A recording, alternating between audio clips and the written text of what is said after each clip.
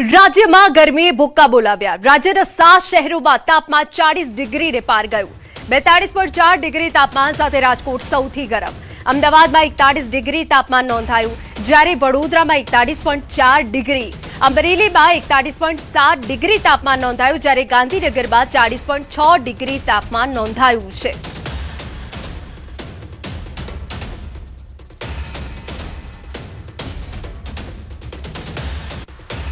કાળઝાળ ગરમીમાં હજુ 5 દિવસ રાહત નહીં મળે। 5 દિવસ આકરી ગરમીમાં શેકાવા તૈયાર રહેજો। ગરમી અંગે હવામાન વિભાગની આગાહી। કાંઠાના ભાગોમાં ગરમ ભેજવાળા હવા ફૂંકાશે। કાંઠાના ભાગોમાં અકળામણનો અનુભવ થઈ શકે। સૌરાષ્ટ્ર, કચ્છ અને દક્ષિણ ગુજરાતના ભાગમાં બફારાનો અનુભવ થઈ શકે। અનેક ભાગોમાં 41 ડિગ્રી આસપાસ તાપમાન રહેશે। हमारा सौराष्ट्र कच्छ रीजन में तापमान अधिकतम जो तापमान है 40 डिग्री सेंटीग्रेड या उससे ज़्यादा होने का संभावना रहेगा। और जो हमारा तटीय क्षेत्र है इसमें जो अधिकतम तापमान और जो आर्द्रता सामान्य से ऊपर होने के कारण हॉट एंड ह्यूमिड कंडीशन रहने का संभावना रहेगा। कच्छ में हम आज येलो वार्निंग के साथ हीट वेव का वार्निंग दिया गया है। इक्का दुक्का स्थानों में हीट वेव का स्थिति होने का संभावना रहेगी। राज्यના અન્ય મહત્વના સમાચાર। ભરૂચ નગરપાલિકામાં કોંગ્રેસમાં આંતરિક વિખવાદ ચરમસીમાએ પહોંચી ગયો છે। મોવડી મંડળથી નારાજ કાર્યકરો રોડ પર ઉતરી આવ્યા અને જંબુસર બાયપાસ ચોકડી પર ભારે વિરોધ પ્રદર્શન કર્યું। કોંગ્રેસના મોટા નેતાઓના બેનરો સળગાવી ખુલ્લેઆમ અસંતોષ વ્યક્ત કર્યો।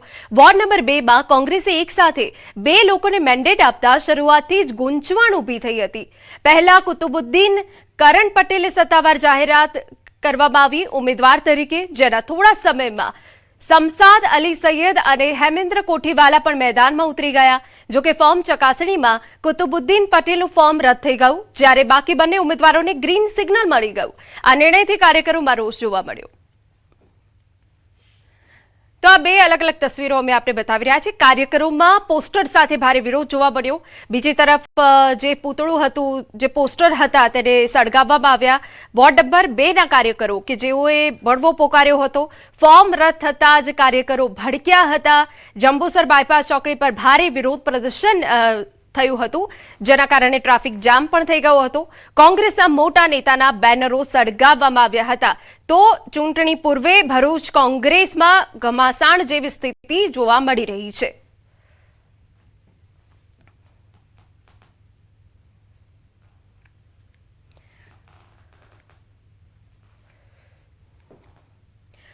સમાચાર સુરતમાંથી। મહાનગરપાલિકામાં ચૂંટણી યોજાય તે પહેલા જ આમ આદમી પાર્ટી મહિલા મોરચાના પ્રમુખે રાજીનામું આપ્યું। પાર્ટી પ્રમુખના નામે પત્ર લખી નીતાબેન પટેલે રાજીનામું આપ્યું। રાજીનામા સાથે નીતાબેન પટેલનો ગંભીર આરોપ। આમ આદમી પાર્ટીએ રૂપિયા લઈ ટિકિટ વેચી હોવાનો આરોપ લગાવ્યો। આપના મનો સોરઠિયા, રજની વાઘાણી, ધર્મેશ ભંડેરી અને રામ ધડુક દ્વારા પોતાના ઓળખીતાને રૂપિયા લઈ ટિકિટ વેચવામાં આવી હોવાના ગંભીર આરોપ લગાવ્યા। પૈસાના વ્યવહારો કરીને ટિકિટો વેચવામાં આવી તેવો ગંભીર આરોપ મૂક્યો છે। પાયાના કાર્યકર્તાઓને ટિકિટ આપવામાં નથી આવી। નીતાબેન પટેલ મહિલા પ્રમુખની સાથે નવસારી લોકસભાના સહપ્રભારી પણ છે। નીતા પટેલની સાથે મહિલા વિંગના ઉપપ્રમુખોએ પણ રાજીનામું આપ્યું।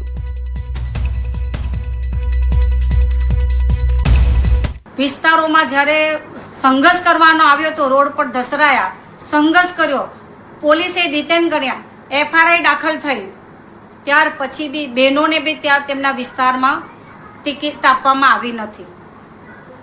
એટલે હું આમ આદમી પાર્ટીમાંથી તમામ હોદ્દાઓ પરથી હું આજે રાજીનામું આપું છું અને મને એવું લાગે છે કે આમ આદમી પાર્ટી મહિલાઓ માટે અન્યાય કરી રહી છે। આજે એક સુરત શહેર મહિલા પ્રેસિડેન્ટ તરીકે અગર મને જગ્યા નહીં આપી શકતા હોય તો બીજા અમારા મહિલા વિંગમાંથી ક્યાં કોઈને જગ્યા આપશે।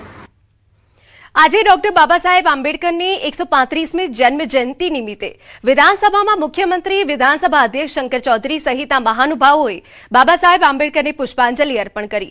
સાથે જ વિધાનસભા અધ્યક્ષ શંકરભાઈ ચૌધરીએ ડોક્ટર બાબા સાહેબ આંબેડકરને યાદ કર્યા અને કહ્યું કે સાચી શ્રદ્ધાંજલિ એ કહેવાય કે તમામ લોકો બંધારણને અનુરૂપ જીવે।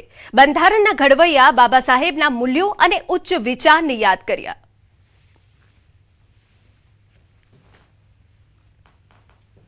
આજે બાબા સાહેબને શ્રદ્ધાંજલિ આપી।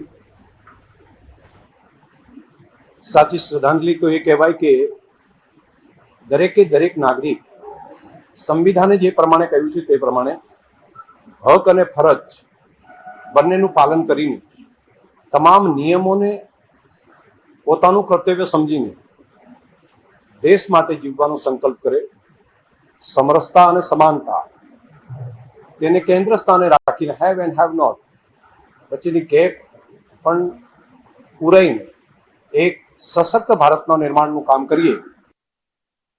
મહત્વના સમાચાર. અમદાવાદના નારોલ પોલીસ સ્ટેશન વિસ્તારમાં અસામાજિક તત્વો બેફામ બન્યા. નારોલ ગોસિયા પાર્ક 4 રસ્તા પાસે જાહેરમાં અસામાજિક તત્વોએ આતંક મચાવ્યો, જેના દ્રશ્યો અમે આપને બતાવી રહ્યા છે. ફરિયાદી શમશાદ અંસારી પર સંજય ઉર્ફે નાસીર અને તેમના પરિજનોએ હુમલો કર્યો. ભૂતકાળના ઝઘડાની અદાવતમાં આરોપી ટોળકીએ હુમલો કર્યો. દંડા પથ્થરથી હુમલો, બાઇકમાં તોડફોડ કરી આગ લગાડવામાં આવી. ફરિયાદીના ઘર પર પથ્થરમારો કરવામાં આવ્યો. નારોલ પોલીસે સંજય ઉર્ફે નાસિર ઉર્ફે અંધો, જીબોનો ભાઈ બાબુ મોરલો, સંજયની પત્ની સોનુ અને બડા બાબુ વિરુદ્ધ ફરિયાદ દાખલ કરી છે. સમગ્ર ઘટનાનો વિડીયો સોશિયલ મીડિયા પર વાયરલ થયો છે. બે અલગ અલગ તસવીરો અમે આપને બતાવી રહ્યા છે. જૂની ઝઘડાની અદાવતમાં ફરી એક વખત આ હુમલો કરવામાં આવ્યો, પથ્થરમારો થયો, દંડાથી હુમલો કરવામાં આવ્યો, બાઇકમાં આગ લગાડવામાં આવી. અને બીજી તસવીર અમે આપને બતાવી રહ્યા છે કે જ્યાં અરાજકતા ફેલાઈ ગઈ હતી, પરંતુ આ બે ચિત્રો પરથી સ્પષ્ટ થાય છે કે નારોલમાં કઈ રીતે અસામાજિક તત્વોનો ત્રાસ વધી ગયો છે. આજે ઘટના બની છે ગોસિયા પાર્ક 4 રસ્તા પાસે બની છે, જ્યાં જાહેરમાં આ રીતે બબાલ કરવામાં આવી, મારામારી કરવામાં આવી, હુમલો કરાયો. અમદાવાદના વેજલપુર શ્રીનંદ સિટીમાં દારૂની મહેફિલ ઝડપાઈ. જન્મદિવસ નિમિત્તે યોજાઈ હતી દારૂની મહેફિલ. પોલીસે દરોડા પાડી યુવતીઓ સહિત 10ની ધરપકડ કરી લીધી. દારૂ પીને ધમાલ કરતા હોવાથી પોલીસે જાણ થઈ હતી. પોલીસે દારૂ, બિયરની બોટલ અને 5 મોબાઈલ સહિત 1 લાખનો મુદ્દામાલ કબજે કર્યો. વેજલપુર પોલીસે ગુનો દાખલ કરી તપાસ હાથ ધરી.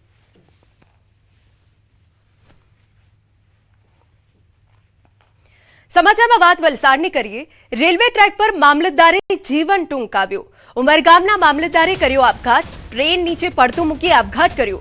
મામલતદાર ડીસી બ્રાહ્મણ કાછે આપઘાત કર્યો હોવાની વિગત. આપઘાતનું કારણ અકબંધ. ઘટનાને લઈ પોલીસે તપાસ હાથ ધરી. ઉમરગામમાં મોડી રાત્રે મામલતદારે ટ્રેન નીચે પડતું મૂકી અને આપઘાત કર્યો હોવાની ઘટના સામે આવી. ઘટનાની જાણ થતાં અડધી રાત્રે પોલીસ દોડતી થઈ. મૃતક મામલતદાર એકાદ વર્ષ પહેલા જ ઉમરગામમાં બદલી થઈને આવ્યા હતા. હાલ ચૂંટણીનો માહોલ ચાલી રહ્યો છે. જેમ ઉચ્ચ અધિકારીઓની ચૂંટણીની વિશેષ જવાબદારી આપવામાં આવતી હોય છે, ત્યારે ચૂંટણીના માહોલમાં જ મામલતદાર જેવા ઉચ્ચ અધિકારીએ આપઘાત કરી લીધો હોવાની ઘટનાના કારણે ચકચાર મચી છે. જોકે તેઓએ આ અંતિમ પગલું કેમ ભર્યું તેનું કારણ સામે નથી આવ્યું. ત્યારે પોલીસના ઉચ્ચ અધિકારીઓએ પણ રેલવે સ્ટેશન પર પહોંચી આ મામલે વધુ તપાસ હાથ ધરી છે. વડોદરાની MS યુનિવર્સિટી ફરી એકવાર વિવાદમાં આવી છે. એબીવીપી દ્વારા આયોજિત સંસ્કાર સંગમ કાર્યક્રમમાં એક વિદ્યાર્થિનીનો ડાન્સનો વિડીયો વાયરલ થયો, જેના કારણે ખળભળાટ મચી ગયો. જેને લઈ વિદ્યાર્થિનીએ સોશિયલ મીડિયા પર વિડીયો પોસ્ટ કરી માફી માંગી હતી. અનેક સવાલો પણ ઉઠાવ્યા હતા. વિડીયોમાં રડતા રડતા વિદ્યાર્થિનીએ કહ્યું કે મેં કોઈ અશ્લીલ કપડાં નહોતા પહેર્યા, પરંતુ માત્ર સાડી પહેરીને મારી કલા રજૂ કરી હતી. મેં કોઈ દેશદ્રોહ નથી કર્યો. હા, કદાચ ગીતની પસંદગીમાં ભૂલ હોઈ શકે, જે બદલ હું માફી માંગુ છું. આ લોકોએ મારી મેન્ટલ હેલ્થ વિશે વિચાર્યું પણ નથી. વડોદરામાં અને દેશમાં બીજા ઘણા મુદ્દાઓ છે, તેને છોડીને મને નિશાન બનાવવામાં આવી. ન તો હું એબીવીપી વાળાને જાણું છું કે ન NSUI વાળાને. મારે કોઈ રાજકીય સંગઠન સાથે કોઈ સંબંધ નથી. શું સામાન્ય ડાન્સે આટલો મોટો મુદ્દો બનાવી કોઈ યુવતીને આ રીતે ટ્રોલ કરવી યોગ્ય છે, તેવો સવાલ ઉઠાવ્યો. बहुत सारे लोग बोल रहे हैं कि मैंने वडोदरा की संस्कारी नगरी में पता नहीं ऐसा क्या कर दिया या अश्लीलता फैला दी है, जबकि मैंने उसमें सिर्फ नॉर्मल साड़ी पहनी हुई थी. हाँ ठीक है, मेरा सॉन्ग ऑफ सिलेक्शन गलत था सॉन्ग का, इसके लिए मैं आप लोगों से माफी मांगती हूँ. पर ये इतनी भी बड़ी बात नहीं होगी जिसको आपने इतना बड़ा हवा मचा दिया है, जैसे कि मैंने कोई देशद्रोह कर दिया हो. मैं ना एबीपी वालों को जानती हूँ ना NSUI वालों को जानती हूँ. मुझे नहीं पता था कि अगर मैं एक कल्चरल फेस्ट में बॉलीवुड सॉन्ग पे डांस कर लूंगी तो उसका इतना हवा बन जाएगा. मुझे पता होता था मैं ऐसा कुछ करती ही नहीं. और ये जो NSUI वाला है, जिन लोगों ने ये इतना फैला दिया है, इन लोगों ने मेरी मेंटल हेल्थ के बारे में बिल्कुल नहीं सोचा. कोई अश्लील कपड़े नहीं पहने थे, मैंने एक सिंपल साड़ी पहनी थी.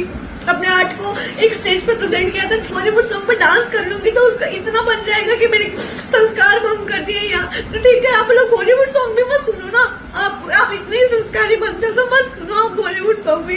कि आप इस वीडियो को शेयर करें और उन लोगों तक पहुंचाएं जो किसी भी लड़की के बारे में सोचते नहीं है कि उसपे क्या बीतेगी, ऊपर बस लोगो लगा देंगी, अश्लीलता फैलाई जा रही है, उससे आपको ये पता नहीं चल रहा है कि मुझ पे क्या बीत रही है।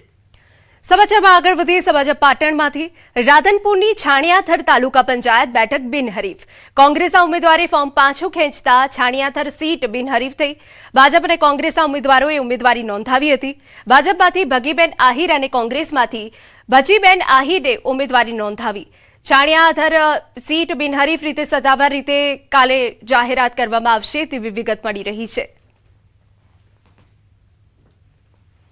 તો ભાજપ ઉમેદવાર ભગીબેન આહિર બિનહરીફ થયા હોવાની વિગતો અહીંયા મળી રહી છે આપને દ્રશ્ય પર બતાવી રહ્યા છે કે જ્યાં ઉત્સાહનો માહોલ પણ જોવા મળી રહ્યો છે કોંગ્રેસ ઉમેદવારે ફોર્મ પાછું ખેંચતા બિનહરીફ જાહેર થયા છે ભાજપના ઉમેદવાર સત્તાવાર રીતે આવતીકાલે જાહેરાત થશે તેવી વિગતો મળી રહી છે આપને જણાવી દઈએ કે કોંગ્રેસમાંથી ભજીબેન આહિરે ઉમેદવારી નોંધાવી હતી ફોર્મ પાછું ખેંચતા ભાજપ ઉમેદવાર બિનહરીફ સ્થાનિક ચૂંટણી